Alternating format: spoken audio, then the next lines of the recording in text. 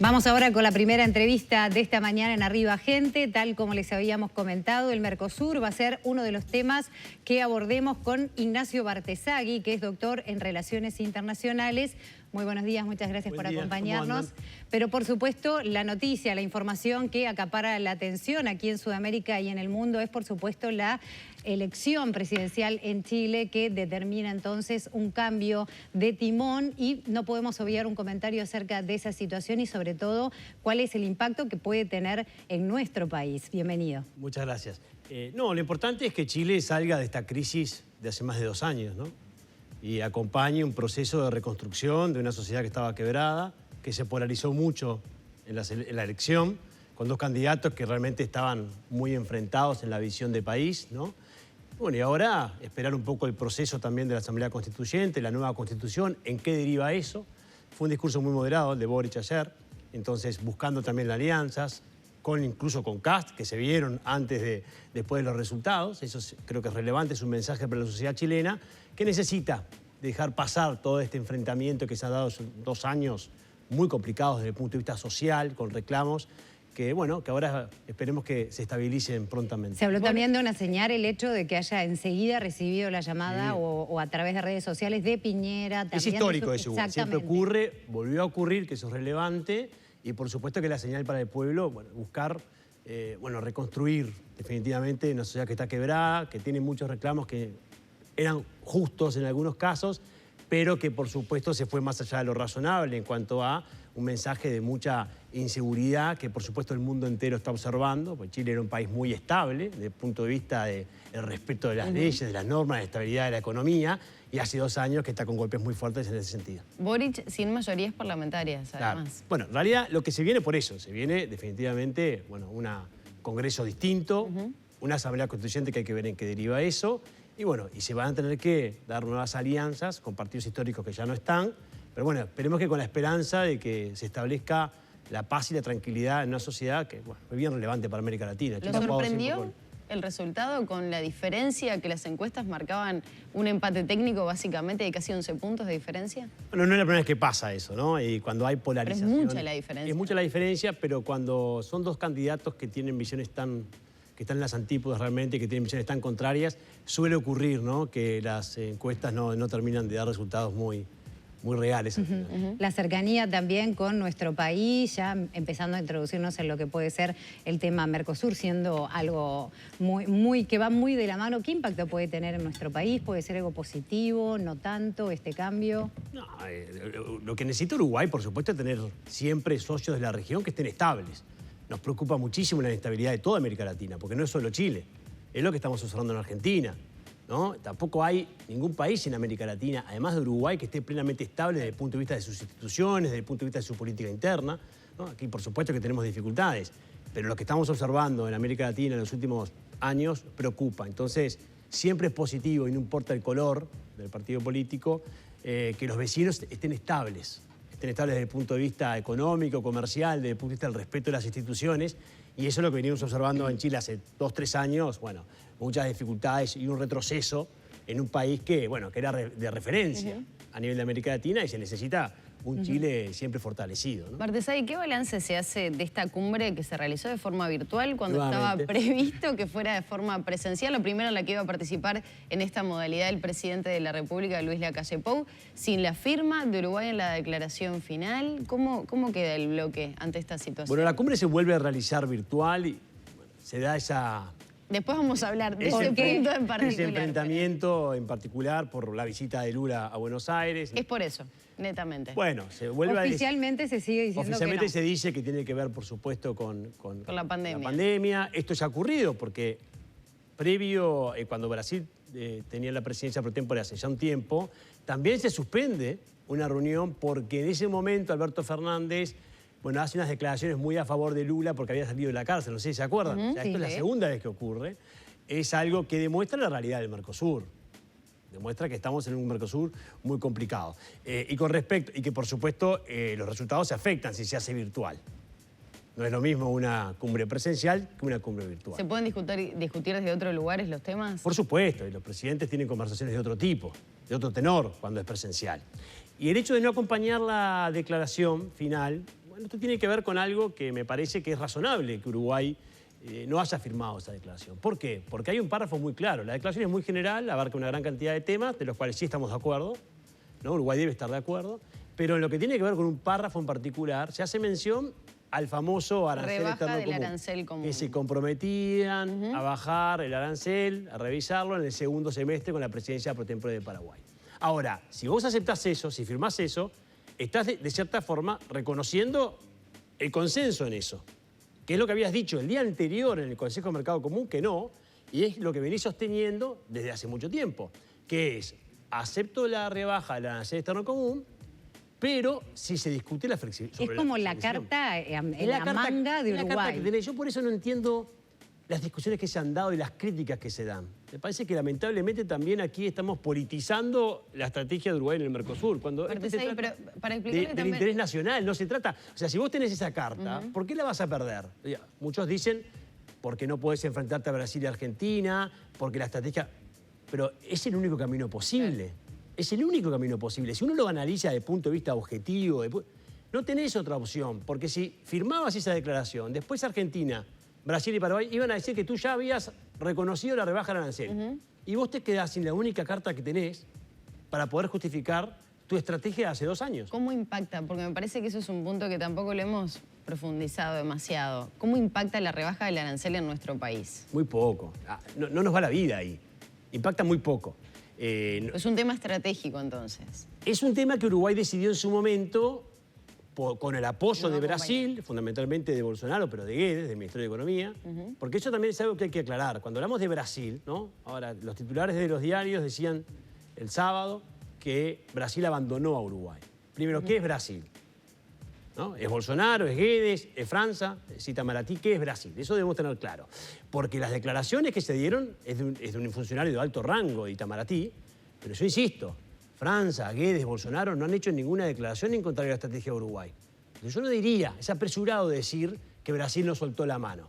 ¿Es complicada esta negociación? Sí, siempre lo fue, pero no nos soltó la mano todavía y vos lo que tenés es ese patrimonio histórico, que es lo que llamamos en negociación, que es, ya tenés esa carta, porque ya la ganaste, porque desde el momento en que Brasil tomó la decisión de bajar el arancel nacional unilateralmente porque no logró el consenso entre los miembros, tú ya tenés eso para decir, bueno, si vos lo haces, ¿yo por qué no lo puedo hacer? Pero... Está claro que no es lo mismo Brasil que Uruguay, pero lo que está haciendo este gobierno, e insisto, me parece que es un error mirarlo si es de un color político o de otro, lo que está haciendo Uruguay es defender su interés nacional de decir, yo necesito un Mercosur distinto, estoy cerca de cerrar algo histórico o de iniciar una negociación con China, que tiene un impacto económico 300 veces superior a la rebaja del 10% del arancel externo común, que no es nada para Uruguay eso, ¿no? O sea, es muy difícil hasta de cuantificar el impacto de un telecentro uruguayo. Y lo vas a perder ahora porque algunos dicen que debemos respetar perfectamente las normas del Mercosur. Y Argentina y Brasil respetan las normas del Mercosur. Y estas personas que ahora buscan ser muy juristas respecto al derecho de la región. Bueno, pero cuando Venezuela ingresó por la ventana, ¿qué pasó? Nadie dijo nada. O cuando todos los días Argentina aplica normas que violan el bloque. Entonces lo que yo digo es, discutir está bien, posiciones distintas está bien, tácticas o estrategias está bien. Pero nadie puede decir que lo que está haciendo Uruguay está mal, porque Uruguay está cerca, está movilizando el Mercosur, que lleva 30 años de espaldas al comercio internacional. Y dejando en claro que esa flexibilización o esa modernización, como se le llamó en realidad, no conformó a el Uruguay. Lo que él quería hacer un poquito de profundidad es en la coyuntura extraña también que se está dando entre Brasil y Argentina. Por un lado, con justamente esa rispidez generada por la presencia de Lula en las últimas horas, pero a la vez también con una especie de acercamiento justamente con respecto a ir en contra de lo que está diciendo Uruguay. ¿Cómo se juega? Es interesante. Es complicado. Es que las estrategias nacionales son muy fuertes. Me parece que Argentina ya no le habla, digamos, el presidente Fernández ya no le habla al Mercosur. No interactúa con Uruguay, no interactúa con Brasil. O sea, le habla a su política interna y le habla a Lula. Como eventual próximo presidente de Brasil. Es increíble, es muy difícil cuando uno tiene esa estrategia, ¿no? A su vez, el embajador argentino en Brasilia, muy activo en la estrategia, ha logrado de cierta forma romper la estrategia de Brasil en dos. Porque Itamaraty y el Ministerio de Economía de Brasil tienen estrategias distintas y visiones distintas. Naturalmente que Guedes piensa distinto a lo que piensa Itamaraty. Por supuesto, esto lo venimos diciendo hace mucho tiempo. Inteligentemente Argentina aprovechó eso. Entonces ahora es por eso que lleva a imponer esa declaración, que obviamente no es un paso diplomático adecuado. O sea, vos nunca en una declaración buscás que uno quede fuera de la declaración.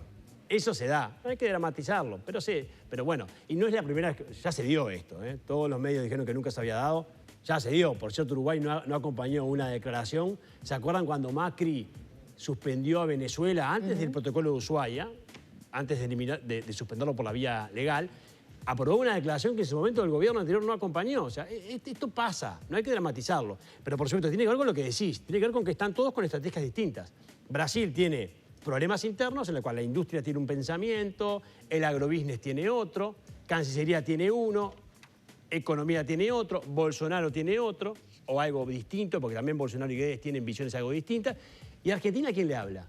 Entonces, en ese enredo, en ese contexto tan complejo, Uruguay va a volver para atrás y va a decir, no, tenemos que discutir lo jurídico y vamos a esperar a que esto se haga.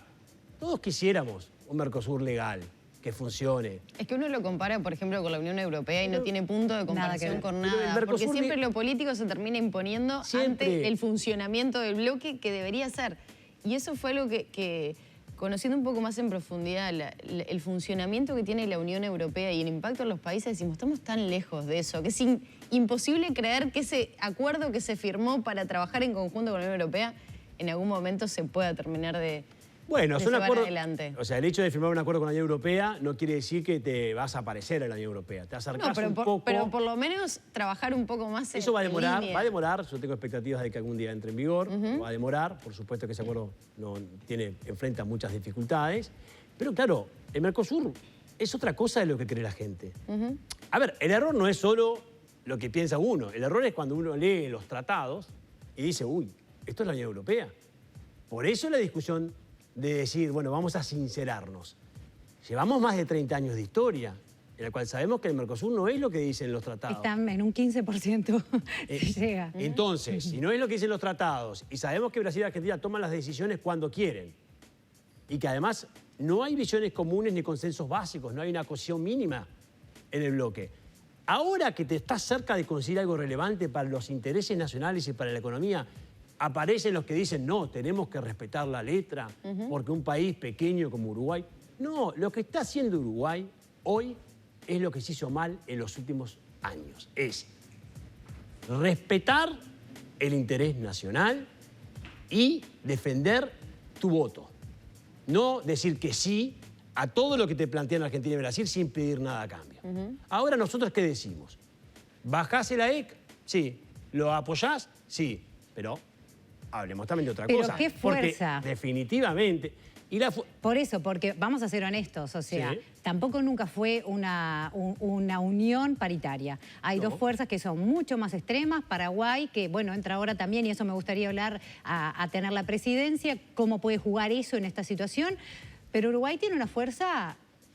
¿Qué fuerza? Esa es la pregunta. ¿Qué posibilidades reales hay de que esto se concrete? El consenso. Entonces, en realidad, la fuerza ya te la demostró. O sea, por supuesto que Brasil es el 70% de cualquier cosa que venga del Mercosur. Por supuesto que Brasil es Brasil. Entonces, ¿Brasil qué hace? Pero vos llevaste a Brasil a que tome una definición. De vuelta, ¿es lo mejor? No, no es lo mejor.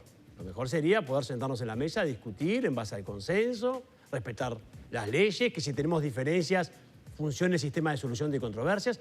Porque yo no sé si la audiencia sabe que el Mercosur tiene un sistema para solucionar las diferencias, que hace años que no se activa. Años. O sea, ni siquiera tenemos justicia en el Mercosur. Hay que aclarar ese tema. Entonces, ¿la fuerza de Uruguay en qué está? Está en que, en definitiva, tú llevaste a que Brasil diga, no hay consenso, no me aprobás, yo la bajo solo. ¿Por qué? Porque soy el poderoso. Pero ese es el antecedente del consenso. No se rompió el consenso en la declaración de ayer. El consenso se rompió antes. El consenso del Mercosur no funciona hace muchísimo tiempo. ¿Y quién lo demuestra? Lo demuestra Brasil, que dice, bueno, como tú no me acompañás, Uruguay, en la rebaja del arancel externo común, yo saco una declaración donde digo, una resolución del Ministerio de Economía, con apoyo de la Cancillería de Brasil, que lo voy a bajar unilateralmente.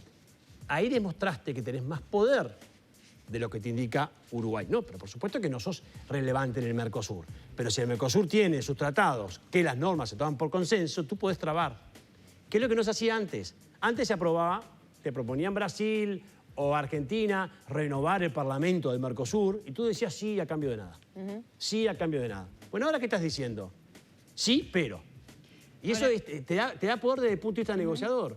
Y además te lleva a tener una justificación jurídica. Si nos ponemos jurídicos, digo, bueno, Brasil lo puede hacer y yo no. ¿Por qué? Porque es grande. Entonces, para algunos vale la justicia, para otros no. Entonces, vamos a tener que ir sincerándonos de que en el Mercosur no vale la justicia para ninguno. Y si no vale la justicia para ninguno, todos tenemos que ganar algo de lo que hacemos para sentirnos parte del club. Porque si tú te dicen que no, que no, y pasan los años y no cerrás acuerdos comerciales y todo sigue igual, seguís perdiendo oportunidades, mucho más siendo un país pequeño como es Uruguay, que necesita estar abierto al mundo. ¿Qué impacto tiene toda esta situación? Digo, porque me imagino al televidente en su casa intentando entender todo lo que está pasando a nivel del bloque, ¿no? Del mercado. ¿Qué impacto tiene en nuestra sociedad para que realmente empiece a haber un interés? Por eso yo lo mencionaba, lo comparaba con lo de la Unión Europea. Hay un impacto social en lo que es Europa, en los distintos países. A nosotros como uruguayos, ¿en qué nos afecta? Por ejemplo, Uruguay sigue para adelante con el TLC con China. Eso puede tener determinado impacto, pero lo que está sucediendo a nivel del bloque, ¿por qué nos tendría que interesar o cómo nos afecta? Bueno, afecta mucho porque en realidad estos bloques son instrumentos para el desarrollo. Son medios para llegar a un fin. Entonces, en definitiva, es una política más de desarrollo. No es la única, hay muchas otras que tiene el país. Por ejemplo, no sé, los incentivos para captar inversiones. Eso es fundamental, ¿no? Hay una gran cantidad de instrumentos para desarrollarse. La apertura comercial es una.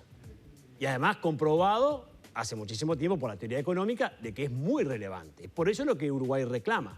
Tú estás formando parte de un Mercosur que en su momento, en sus primeros años, tuvo su apertura a nivel regional, cerró acuerdos en la región y se quedó ahí. Por políticas proteccionistas de Argentina y Brasil, tú hoy estás en el bloque más cerrado del mundo. Que las tarifas para importar son el doble de la media internacional. Entonces, todas las cosas que compramos nosotros... Se traducen los precios que consumimos. Se traslada a los precios y los insumos que comprás. Entonces, los exportadores, ¿qué necesitan? Bajar los aranceles para exportar más bienes y más servicios. ¿Y eso en qué se traduce? Se traduce en más empleo, en más inversiones, en mejor calidad de vida. Es un instrumento. Entonces, claro que a la población lo que le interesaría, lo que debería seguir de cerca... Es que funcionara bien es que funcione el Mercosur, que el Mercosur sea abierto, que si el Mercosur no funciona, el gobierno vele por los intereses nacionales y luche por abrirse, luche por cerrar un acuerdo comercial, porque por supuesto que si vos cerrás acuerdos comerciales, te beneficiás ¿de qué? De captar inversiones, de que la carne, los lácteos dejan de pagar aranceles para exportar a China, de que otros países se interesan en vos, entonces generás más cooperación. Entonces, hay que entenderlos como instrumentos. Por eso es tan relevante que el Mercosur deje de ser político, y ahora estamos volviendo para atrás, porque si estamos discutiendo que lo que tiene que... ¿Se puede pensar en eso o no? Y bueno, para Fernández, los temas, el discurso de Fernández el otro día fue muy claro. Pues seguimos hablando de personas, de políticos y no de estrategias del país y del bloque. Y bueno, lamentablemente el Mercosur... Pero pasa de un lado y del otro, ¿eh? Lamentablemente el Mercosur ha sido eso. Ha sido siempre eso. Político. Es un Mercosur político que tiene sus vaivenes por los liderazgos. Entonces, por eso digo, acá lo que hay es un accionar del gobierno uruguayo que lo que busca es movilizar el Mercosur para que sea más moderno, más flexible y para que vos puedas cerrar un acuerdo comercial con China. ¿Dónde está la discusión? Es todo positivo para Uruguay. Ahora, eso puede tener impactos, puede tener riesgos. Todas las acciones de política internacional de esta envergadura tienen sus riesgos, pero lo importante es asumirlo, porque si no, ¿cuál es la opción? Quedarse 30 años más esperando cómo el mundo sigue cambiando y vos ves eso por televisión. Bartesagui, muy amable por esta visita, para entender un poco más lo que está ocurriendo a nivel regional. Sobre todo hablábamos del Mercosur, pero también del impacto de este nuevo presidente que tiene Chile. Muy amable por todo gusto. Muchas gracias. Un saludo. Era Ignacio Bartesagui, doctor en Relaciones Internacionales.